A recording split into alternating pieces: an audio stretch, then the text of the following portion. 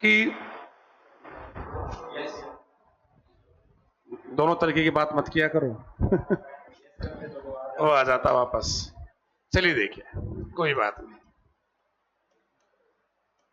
सबसे पहले बात करते हैं किसकी?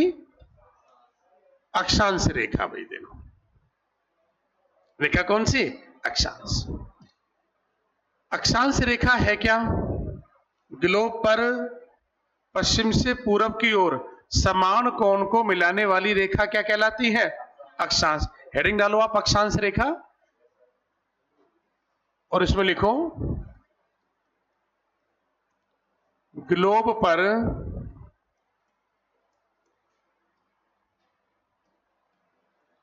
पश्चिम से पूरब की ओर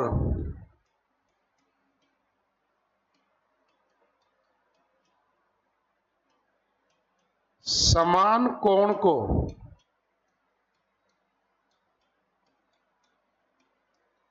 मिलाने वाली रेखाएं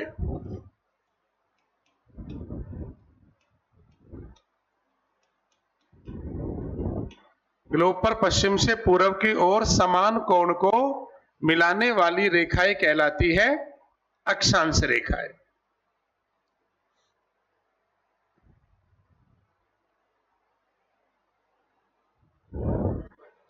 तो ग्लोब पर पश्चिम से पूरब की ओर समान कोण को मिलाने वाली रेखाएं क्या कहलाती हैं? अक्षांश रेखाएं कहलाती है।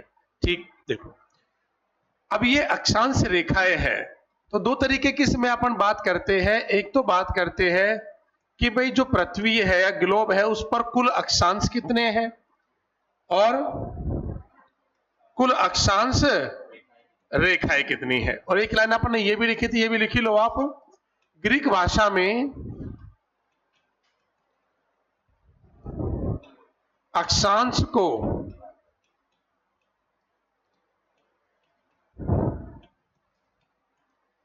फाई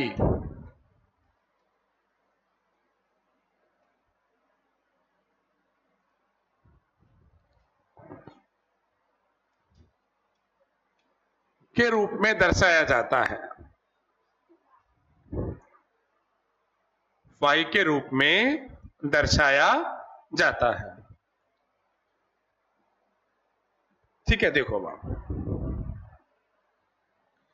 अब कुल अक्षांश देखो। जैसे मान लीजिए कि भाई ये है ग्लोब।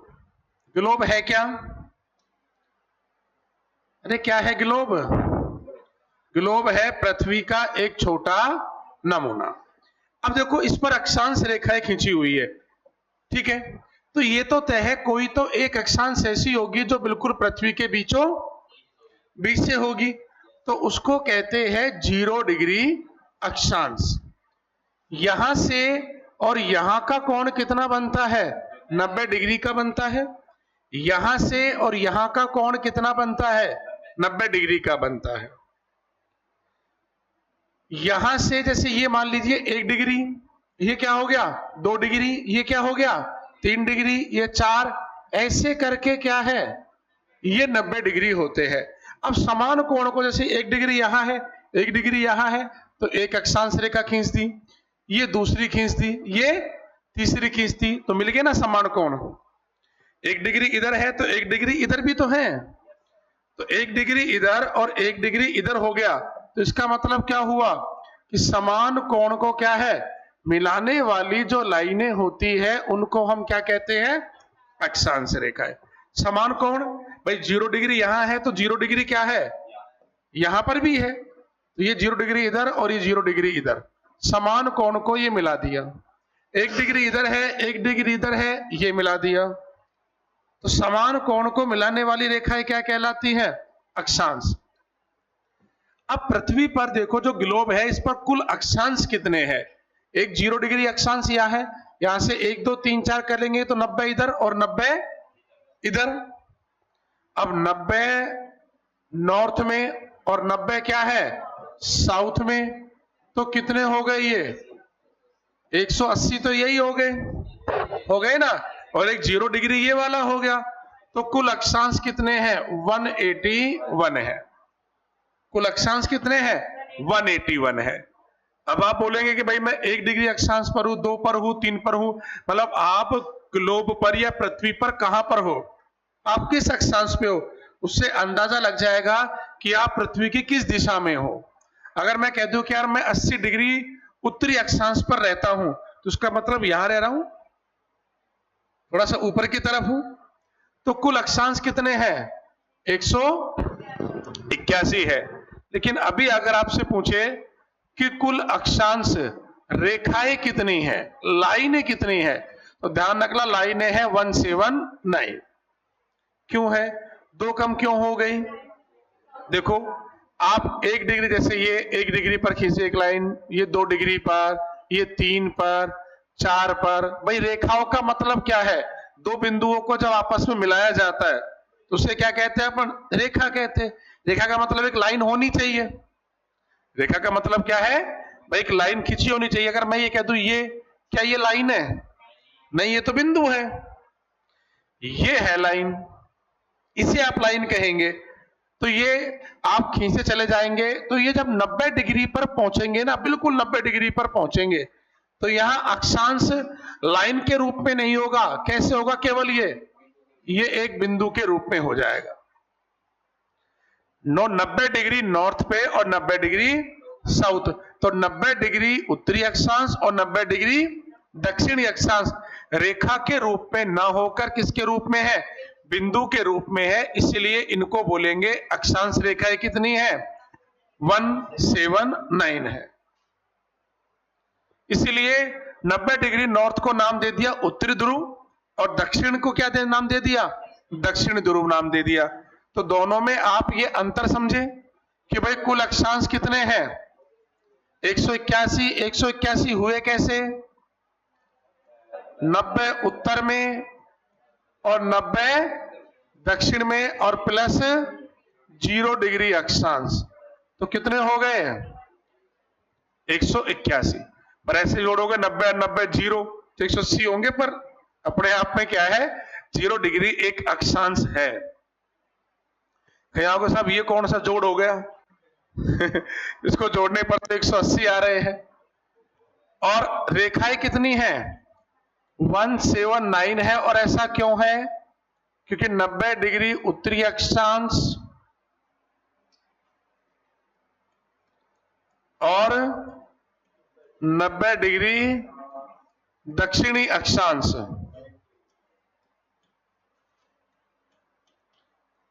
रेखाओं के रूप में ना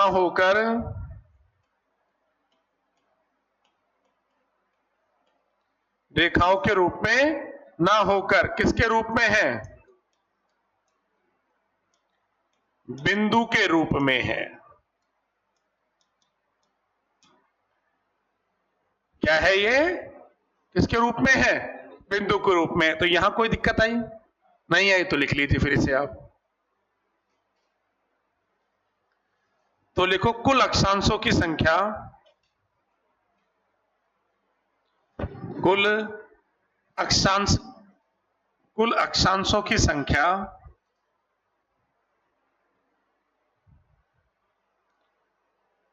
181 है, 181 है। संख्या 181 है, 90 डिग्री उत्तर में है और 90 डिग्री दक्षिण में है, यानी कि 90 उत्तर में और 90 दक्षिण में और एक 0 डिग्री अक्षांश।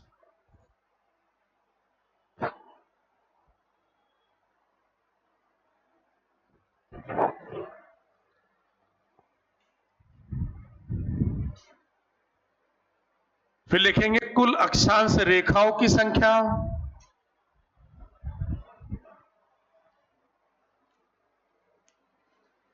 कुल अक्षांश रेखाओं की संख्या 179, 179 है। और ये कैसे हो गई? कम कैसे हो गई? तो 90 डिग्री उत्तरी अक्षांश और 90 डिग्री दक्षिणी अक्षांश रेखाओं के रूप में ना होकर बिंदु के रूप में है।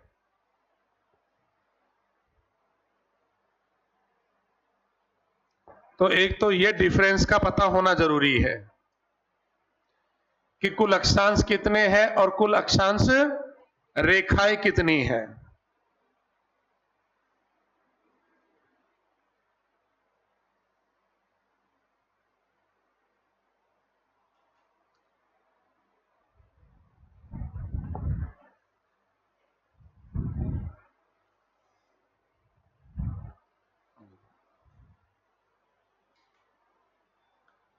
चैप्टर पढ़ रहे हैं अक्षांश और देशांतर रेखाएं, है ना।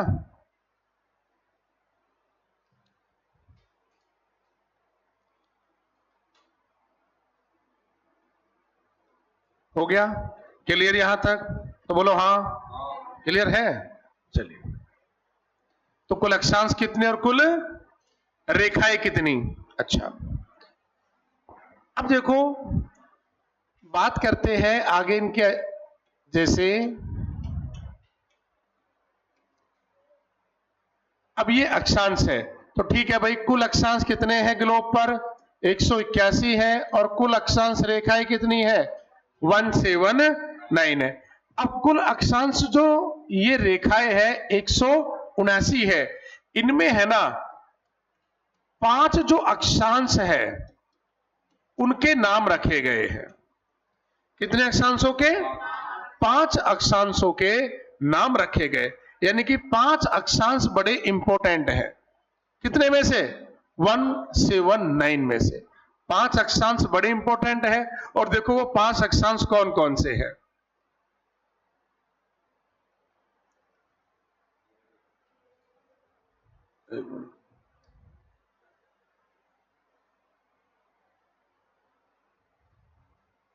देखो जैसे मान लीजिए सबसे पहली बात तो एक 0 डिग्री अक्षांश, कौन सा?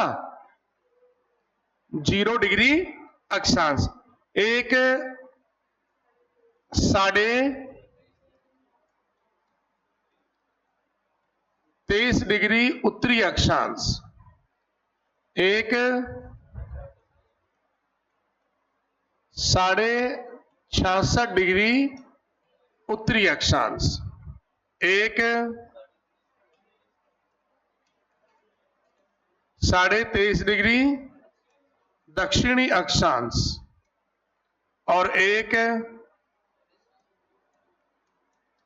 66.5 डिग्री दक्षिणी अक्षांश। ये जो 5 अक्षांश है ना, ये बड़े इंपॉर्टेंट अक्षांश है। कौन कौन से? 0 डिग्री अक्षांश, 23.5 डिग्री उत्तरी अक्षांश, 66.5 डिग्री उत्तरी अक्षांश, 23.5 डिग्री दक्षिणी अक्षांश और 23.5 डिग्री 66.5 डिग्री दक्षिणी अक्षांश। अब ये इंपॉर्टेंट है तो उनको देखो नाम रख दिए। ये 0 डिग्री अक्षांश है तो इसको क्या कहते हैं? भूमध्य रेखा। 23.5 डिग्री जो नॉर्थ में है इसका नाम है कर्क रेखा। 66.5 पर है इसका नाम है आर्कटिक व्रत। क्या नाम है? आर्कटिक व्रत। यहां 66.5 डिग्री दक्षिण में है तो इसे क्या कहते हैं? मकर रेखा। 66.5 डिग्री दक्षिण में है अंटार्कटिका, इसे व्रत कहते हैं। बाकी यहां पर क्या हो गया? 90 डिग्री उत्तरी अक्षांश और यहां क्या है? ये 90 डिग्री दक्षिणी अक्षांश है। कभी सोचा है कि यार ये 23.5 को ही क्यों रखा? राउंड फिगर में 24 ही रख लेते, 25 रख लेते, क्यों? वेरी गुड, क्योंकि अपनी जो अर्थ है, अपनी पृथ्वी सीधी नहीं है। पिछला चैप्टर अपन यही तो पढ़ के आए कि पृथ्वी अपनी दूरी पर सीधी नहीं खड़ी हुई है। जैसे अगर मान लीजिए ये तो अपने डायग्राम ऐसे बना लिया कि लो भाई ठीक है ये स्थितियां है, क्या पृथ्वी इस 90 डिग्री के कोण पर सीधी खड़ी हुई है? क्या नहीं है। हम ग्लोब को देखते हैं तो ग्लोब को हमेशा ऐसा देखते हैं कि पृथ्वी को क्या है, जैसे झुकी हुई है। कभी ग्लोब नहीं होगा कि बिल्कुल सीधा, बिल्कुल इस स्थिति में होगा कि मतलब क्या है? पृथ्वी झुकी हुई है। अपनी अर्थ जो है वो क्या है? ये क्या है? 23.5 डिग्री झुकी हुई है। ये 23.5 डिग्री झुकी हुई है, तो ये अपनी दूरी से 90 डिग्री का कोण नहीं, कितना बनाती है? 66.5 डिग्री का कोण बनाती है। और पृथ्वी के इस झुकाव के कारण ही क्या है, दिन और रात में बड़ा अंतर हो जाता है। अरे अंतर सीधा सा ऐसे हो गया, जैसे मान लीजिए नॉर्थ पोल यहां होना चाहिए, लेकिन ये एक्चुअल में नॉर्थ पोल कहां है? यहां है। और ये साउथ पोल कहां है? यहां है। अब मान लीजिए ये सूर्य है। अब जब सूर्य सेंटर में है, मान लीजिए आप, जब सूर्य का प्रकाश इस नॉर्थ पोल पर पड़ता है, तब कहां नहीं पड़ेगा? इस साउथ पोल पर नहीं पड़ेगा। और अगर ऐसा होता कि पृथ्वी सीधी होती तो क्या पड़ता? देखो, प्रकाश क्या पड़ता? समान पड़ता। पड़ता कि नहीं पड़ता? अब मान लो ये एरिया है, अब देखो इस एरिया का ये वाला पूरा पार्ट ये अंधेरे में है, और ये पार्ट किस में है? उजाले में है। अब इस क्षेत्र का देखो ये कितना सा एरिया है। अब इस एरिया में क्या होगा? इस एरिया में दिन क्या होगा? छोटा हो जाएगा, और रात क्या हो जाएगी? बड़ी हो जाएगी। देखो, और जबकि इस एरिया में अपन क्या देखेंगे? इस एरिया में देखो साहब, यहां तक क्या हो जाएगा? यहां, और ये एरिया क्या हो जाएगा? ये छोटा हो जाएगा। यहां पर यानी कि दिन यहां बड़ा हो जाएगा, और रात क्या हो जाएगी? यहां बड़ी छोटी हो जाएगी। समझे इसका मतलब? देखो ये एरिया है, जैसे मैं इस लाइन को अगर मिटा दूं यहां से, तो आप थोड़ा सा इसको और अच्छे समझेंगे। देखो, ये है अपनी पृथ्वी, इस प्रकार के साथ झुकी हुई है। ठीक, अब ये जो नॉर्थ पोल है यहां, और साउथ पोल है यहां। अब जब सूर्य का प्रकाश इस नॉर्थ पोल पर पड़ता है, तो क्या साउथ पोल पर पड़ता है? क्या नहीं पड़ता, समान नहीं पड़ रहा। अगर मैं सीधा खड़ा हुआ हूं, और अगर मेरे पेट पे अगर प्रकाश पड़ता है, तो सिर पर और पैर पे क्या है? समान जाएगा। लेकिन अगर मैं झुका हुआ हूं, ऐसे झुका हुआ हूं, या ऐसे झुका हुआ हूं, तो वहीं समस्या क्रिएट हो गई। समस्या ये हो गई, अब देखो कि ये हिस्से पर भाई सूर्य का जो, पृथ्वी का जो हिस्सा सूर्य के सामने होगा, वहीं तो दिन होगा ना। इस हिस्से पर दिन है, और इस हिस्से पर क्या है? रात है। ये पूरा हिस्सा दिन का है, और ये पूरा हिस्सा क्या है? रात का है। अब आप मुझे सीधा सीधा बता दो, इस डायग्राम को देख के आपको क्या लग रहा है? इस हिस्से में रात जो है बड़ी है, और दिन क्या है? छोटा है। क्लियर नजर आ रहा है ना? ये पूरा एरिया देखो, ये उत्तर वाला एरिया देखो, उत्तर वाला जो एरिया है, यहां पर क्या हो रहा है? क्या हो रही है? रात बड़ी हो रही है, और दिन क्या हो रहा है? छोटा हो रहा है। वजह? पृथ्वी झुकी हुई है। वजह क्या है? पृथ्वी झुकी हुई है। अगर पृथ्वी झुकी ना होती, तो दिन और रात क्या होता? बराबर होता। अब ये लाइन यहां और यहां बराबर है, यहां क्या है? बराबर है। इसलिए भूमध्य रेखा ही एक ऐसी जगह है जहां पर 12-12 घंटे का क्या है? दिन रात होता है। बाकी इस पृथ्वी पर दिन और रात में हर जगह क्या है? अंतर है। हर जगह अंतर है। अब पृथ्वी अपनी दूरी पर तो घूमती है, उसी से क्या बनते हैं? दिन और रात बनते हैं। समझे बात? पृथ्वी का झुकाव है, उसकी वजह से दिन और रात में अंतर हो गया कि नहीं हो गया? और पृथ्वी कितनी झुकी हुई है? 23.5 डिग्री। तब 23.5 डिग्री झुकी हुई है, तो यहां केंद्र से जब हम ये देखते हैं, तो यहां ये जो कोण बनता है, ये जो कोण यहां, ये एक ऐसा कोण है कि ये पूरा का पूरा जो ये एरिया है, ये कंप्लीट एरिया, इस कंप्लीट एरिया पर हमेशा क्या है? ये बर्फ जमी होती है। बहुत ठंडा प्रदेश है। इसी को तो हम कहते हैं उत्तरी ध्रुव, और इसको क्या कहते हैं? दक्षिण ध्रुव कहते हैं। तो क्या है? पृथ्वी अपनी धुरी पर झुकी हुई है, उससे क्या है? दिन और रात में क्या है? अंतर है। अब अंतर है, तो सूर्य की सीधी किरणें कहां तक पड़ती है, और तिरछी किरणें कहां तक पड़ती है, उस आधार पर इन अक्षांश रेखाओं का नामकरण कर दिया। अक्षांश रेखाओं से किसी भी स्थान की जलवायु को समझाया जाता है कि यार कहां पर कैसी जलवायु है, कहां पर कैसी जलवायु है। अब इन 5 अक्षांश रेखाओं के नाम रख दिए। क्लियर? फिर क्या है? देखो कि जो ये अक्षांश है, दो अक्षांश जो होते हैं ना, दो अक्षांशों के बीच में जो दूरी है 111 पॉइंट कितनी 13 111.13 किलोमीटर की दूरी है। किनके बीच में? दो अक्षांशों के बीच में। अब आप मुझे बताओ कि इन अक्षांशों में से, इन जितने भी ये अक्षांश है, अक्षांश रेखा है, इन अक्षांश रेखाओं में सबसे लंबी अक्षांश रेखा कौन सी होगी? क्यों होगी?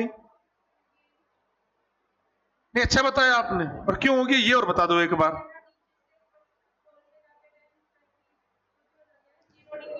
ये है कि ये 0 डिग्री अक्षांश जो है सबसे लंबा वृत्त बनाता है। क्या बनाता है? सबसे बड़ा वृत्त बना रहा है। सारी अक्षांश रेखाएं वृत्त बनाती है। क्या बनाती है? वृत्त। और ये भूमध्य रेखा वो अक्षांश है तो सबसे लंबा अक्षांश। देख लो ना, छोटे होते जा रहे हैं आगे चल के। दूरी इनके बीच में सेम है 111.13 किलोमीटर की, लेकिन इनकी जो लेंथ है अक्षांशों की वो क्या है? कम है। ये भूमध्य रेखा पर, भूमध्य रेखा जो है इसकी लंबाई है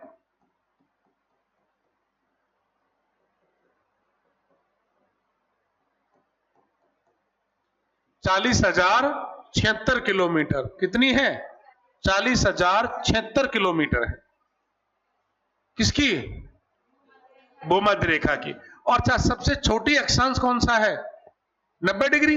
शून्य है, बिल्कुल जीरो है। तो इनकी क्या है? लंबाइयां धीरे धीरे ध्रुवों की ओर बढ़ेंगे तो क्या है? कम होती चले जाती है। और दो अक्षांशों के मध्य दूरी कितनी होती है? 111.13 किलोमीटर की। और दो अक्षांशों के मध्य की जो गैप होता है, जो जगह होती है, उसको कहते हैं कटिबंध। क्या कहते हैं उसे? कटिबंध कहते हैं। देखो समझो एक बात ध्यान से, फिर से बोल रहा हूं, मैं रिपीट कर रहा हूं। अच्छा, यहां तक क्लियर है आप में? कितनी अक्षांश रेखाएं हैं? 1719। कुल अक्षांश कितने हैं? यहां गड़बड़ मत करो। कुल अक्षांश कितने हैं? 181। अक्षांश रेखाएं कितनी हैं? 179। क्यों है? पता है? ठीक है। उसके बाद में 5 अक्षांश रेखाएं बड़ी इंपॉर्टेंट है। ये वो 5 अक्षांश रेखाएं हो गई। ये आर्कटिक है और ये अंटार्कटिका है। अंटार्कटिका है। क्या? देखो, अटलांटिक 3 चीजें हैं। एक अटलांटिक, वो महासागर है। एक है आर्कटिक, ये भी महासागर ही है। ठीक है। और एक क्या है? अंटार्कटिका। अंटार्कटिका महाद्वीप भी है और महासागर भी है। महाद्वीप भी है और महासागर भी है। ये 66.5 डिग्री जो दक्षिणी अक्षांश रेखा है, ये अंटार्कटिका महाद्वीप से गुजरती है। इसे नाम क्या पड़ गया इसका? अंटार्कटिका रख दिया। ये आर्कटिक महासागर से गुजरती है तो नाम क्या पड़ गया? आर्कटिक नाम पड़ गया। ठीक है, चलिए। तो ये 5 है। अब दो अक्षांश के मध्य का जो गैप है उसको क्या कहते हैं? कटिबंध कहते हैं। जैसे मान लो ये 1 डिग्री अक्षांश है और ये 2 डिग्री अक्षांश है, इसके बीच की जगह को क्या बोलेंगे? कटिबंध। क्या बोलेंगे? कटिबंध बोलेंगे। ठीक है भाई। दो अक्षांशों के मध्य दूरी कितनी है? 111.13 किलोमीटर की दूरी होती है। जैसे 1 डिग्री अक्षांश और ये 2 डिग्री अक्षांश है, इनके बीच की दूरी ये है। और इनकी दूरी फिक्स होती है। क्यों होती है? समान कोण को मिलाती है। क्या मिलाती है? समान कोण को मिलाती है। ठीक है भाई। सबसे लंबी अक्षांश रेखा कौन सी है? भूमध्य रेखा। सबसे लंबी अक्षांश रेखा है भूमध्य। लंबाई कितनी है? 40,076 किलोमीटर। 40,076 किलोमीटर है। ठीक है। सबसे छोटी कौन सी होगी? 0 डिग्री नॉर्थ और 90 डिग्री नॉर्थ और 90 डिग्री साउथ। क्यों होंगे? क्योंकि ये बिल्कुल बिंदु के रूप में है, लाइन है ही नहीं। तो लाइन नहीं है तो क्या है? बिल्कुल ये शून्य है। क्लियर है? ये बातें क्लियर हुई। अब एक सवाल जो मैंने आपसे किया था कि 23.5, 66.5 क्यों रखा गया है? क्यों? पृथ्वी अपने अक्ष पर क्या है? झुकी हुई है 23.5 डिग्री। और उसी की वजह से क्या है भाई, जब पृथ्वी का झुकाव है तो उस झुकाव के कारण क्या हुआ? इस पूरी पृथ्वी पर सूर्य का जो तापमान है उसका असमान वितरण है। मतलब कहीं पर दिन बड़े हैं तो कहीं पर दिन छोटे हैं, कहीं पर दिन बड़े हो गए तो रातें क्या हो गई, छोटी हो गई, कहीं पर रात बहुत लंबी है। और पिछली क्लास में समझे भी थे अपन, मैंने आपको बताया ध्रुवों पर तो क्या स्थिति होती है, 6-6 महीने की स्थिति होती है, 6 महीने दिन और 6 महीने रात। एक जगह ऐसी है भूमध्य रेखा, जहां पर क्या है, जहां पर क्या है, देखो एक एग्जांपल जैसे मैंने आपको पिछली क्लास में समझाया था, देखो उसको दोबारा एक बार समझा देता हूं। जैसे ये भूमध्य रेखा है ना, ये ऐसे है, पृथ्वी झुकी हुई है ना, और ये मान लीजिए ये है 0 डिग्री अक्षांश, ये आप मान लीजिए ये कौन सा है 30 डिग्री अक्षांश, ये मान लीजिए ये कौन सा है 60 डिग्री अक्षांश, ठीक।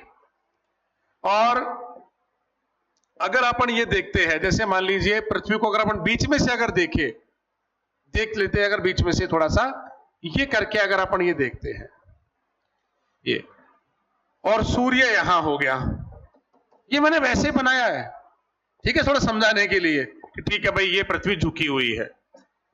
भूमध्य रेखा पर 12 घंटे का क्या रहता है दिन, और क्या रहेगा 12 घंटे रात। यहां पर क्या होगा 30 डिग्री पर, 30 डिग्री पर क्या होगा, क्या होगा, कितना दिन होगा, 10 घंटे का 14 घंटे का, क्या होगा बताओ, 14 घंटे का क्या होगा, और 10 घंटे की क्या होगी रात। 60 डिग्री पर 20 घंटे का क्या होगा दिन, और 4 घंटे की क्या होगी रात। आप देख रहे हो परसेंटेज कम आ रहा है।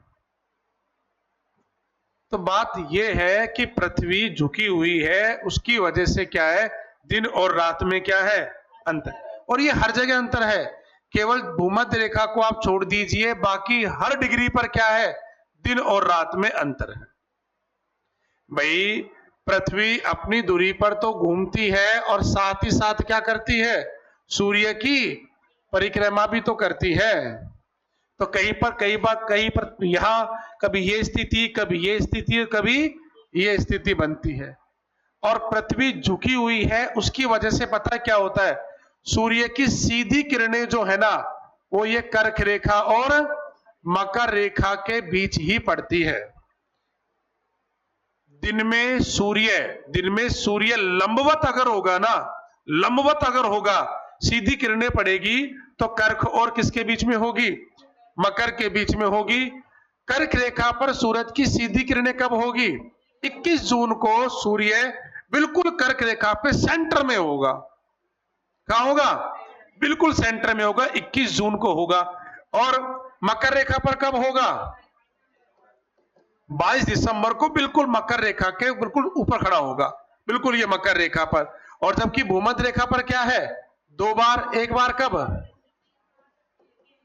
21 मार्च और 23 सितंबर को भूमध्य रेखा पर बिल्कुल सीधा चमकता है।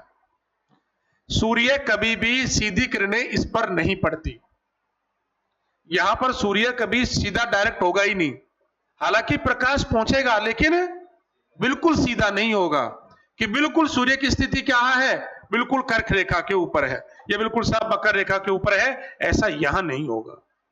अब यहां नहीं होगा तो सूर्य का प्रकाश, सूर्य तो नजर आएगा, प्रकाश भी पड़ेगा, लेकिन ऊष्मा उतनी ज्यादा नहीं होगी।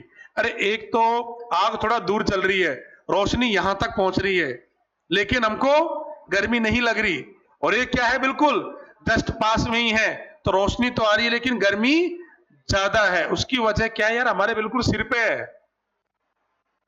बिल्कुल हमारे सिर पे है। तो जो ये एरिया है ना, ये एरिया, इस एरिया को कहा जाता है उष्ण कटिबंध। क्या कहते हैं, मैंने आपसे कहा कि अक्षांशों के बीच की दूरी को क्या कहते हैं, कटिबंध कहते हैं। तो ये पूरा जो कटिबंध है कर्क से मकर का बीच में, ये उष्ण कटिबंध है। ये एरिया कहलाता है कौन सा, शीतोष्ण कटिबंध, और ये कहलाता है कौन सा, शीत कटिबंध। ये कहलाता है। उसकी वजह क्या है भाई, सूर्य का असमान वितरण, सूर्य के प्रकाश का असमान वितरण है पूरी पृथ्वी पर। इसलिए इस पृथ्वी पर कुछ एरिया ऐसा है जो बहुत गर्म है। जो क्या है? बहुत गर्म है। ये एरिया गर्म है तो क्या नाम दे दिया यार? उष्ण क्षेत्र। यार ये पृथ्वी का गर्म एरिया है। ये शीतोष्ण है। शीतोष्ण मतलब ये गर्मी और सर्दी यहां पर दोनों तरीके की अवस्थाएं चलेगी, क्योंकि जब सूर्य 21 मार्च के बाद ये मतलब इधर की ओर बढ़ेगा, उत्तर की ओर बढ़ेगा, तो इस क्षेत्र में क्या है? गर्मी होगी। लेकिन जैसे यहां की ओर जाएगा तो क्या होगी? सर्दी होगी। क्या होगी? सर्दी होगी। और ये कौन सा है? ये शीत है। इससे कोई फर्क ही नहीं पड़ता। यहां पर क्या है? हमेशा क्या रहेगी? सर्दियां रहेगी। तो इसको क्या है कि इस ग्लोब को या पृथ्वी को 3 कटिबंधों में बांट दिया। कितने कटिबंधों में? 3। उष्ण, शीतोष्ण, शीत। अब हमको समझना है कि उष्ण कटिबंध कहां से कहां तक है, शीतोष्ण कहां से कहां तक है, और शीत कहां से कहां तक है। देखिए एग्जाम में आपसे ये कभी नहीं पूछेंगे कि 23.5 डिग्री पर ही कर्क रेखा, 23.5 डिग्री को ही क्यों एक नाम दिया गया कर्क रेखा। 24 को दे देते, 25 को दे देते, भाई राउंड फिगर में रख लेते। पर क्यों? पृथ्वी भी तो अपनी दूरी पर 23.5 डिग्री झुकी हुई है। अगर वो ऐसी होती कि भाई फिक्स 50 डिग्री झुकी हुई है या 23 डिग्री झुकी हुई है तो फिर साढ़े वाला मैटर नहीं आता। यह है कि पृथ्वी झुकी है, उसकी वजह से दिन और रात में अंतर है, और वो अंतर है तो उस अंतर पर ये अक्षांश रेखाओं के नामकरण कर दिए कि भाई कहां से कहां तक तो सीधी किरणें पड़ेगी, कहां से कहां तक तिरछी पड़ेगी, और कहां से कहां तक बेहद कम पड़ेगी। कम मतलब आपको दिन तो नजर आएगा लेकिन आपको सूर्य की ऊष्मा बिल्कुल भी फील नहीं होगी। वही बात जैसे अपन सर्दियों में देखेंगे, सूर्य दिखेगा तो सही लेकिन अरे यार दिख रहा है क्या बात है, कुछ फील तो हो ही नहीं रहा है। ऐसा यहां होता है। आप यहां चले जाओगे, सूर्य दिख रहा है आपको, उजाला भी हो रहा है, लेकिन कोई फर्क ही नहीं पड़ रहा। फर्क क्यों नहीं पड़ रहा?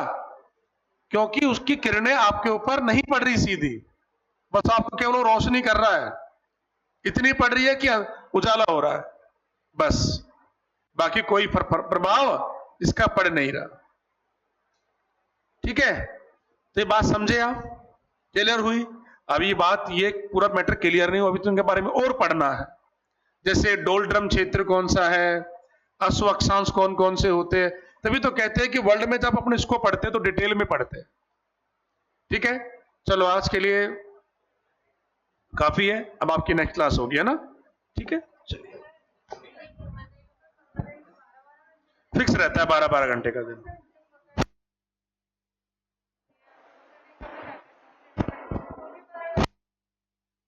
ठीक है, ऐसा क्यों होता है? क्योंकि भूमध्य रेखा बिल्कुल सीधी है। ठीक है, क्लियर? और अगर आप चाहे इस लाइन को ऐसे खींच लो, चाहे आप पृथ्वी को सीधा रख लो, भूमध्य रेखा का यहां से और यहां का एरिया क्या है? समान है। एरिया क्या है? बिल्कुल बराबर है। जैसे आपने ये देखा, पृथ्वी अगर सीधी होती तो भूमध्य रेखा ये है, और अगर पृथ्वी अपनी दूरी पर झुकी हुई है तो भी भूमध्य रेखा की देखो, यहां भी इतना ही और यहां भी इतना ही है। ठीक, और दिन और जो रात होते हैं वो पृथ्वी के किसके कारण होते हैं? घूर्णन के कारण। पृथ्वी अपनी दूरी पर घूमती है, तो ये हिस्सा और ये हिस्सा हमेशा क्या है? बराबर अवस्था में सामने आता है, बिल्कुल सेम अवस्था में सामने आएगा। क्यों? आप चाहे इधर से देख लो चाहे इधर से देख लो, ये यहां और ये यहां बिल्कुल बराबर वाली स्थिति में। अब सूर्य चाहे पृथ्वी यहां, चाहे सूर्य यहां हो जाए चाहे यहां हो जाए, लेकिन यहां तो स्थिति क्या रहेगी? समान होगी। बोलो और बताओ।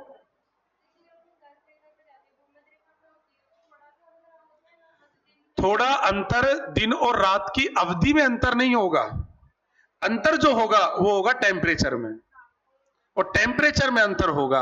अब वही बात है कि भाई दिन अपने गर्मियों में भी होता है और दिन अपने सर्दियों में भी होता है। अंतर किस बात का है? अंतर है टेम्परेचर का। और वो अंतर क्यों है?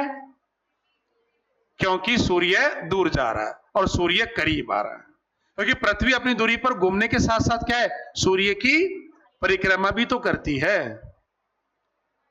ठीक है, भाई ये सूर्य हो गया, ये अर्थ हो गई, अब ये हिस्सा पृथ्वी, ये घूमती हुई ऐसे चल रही है।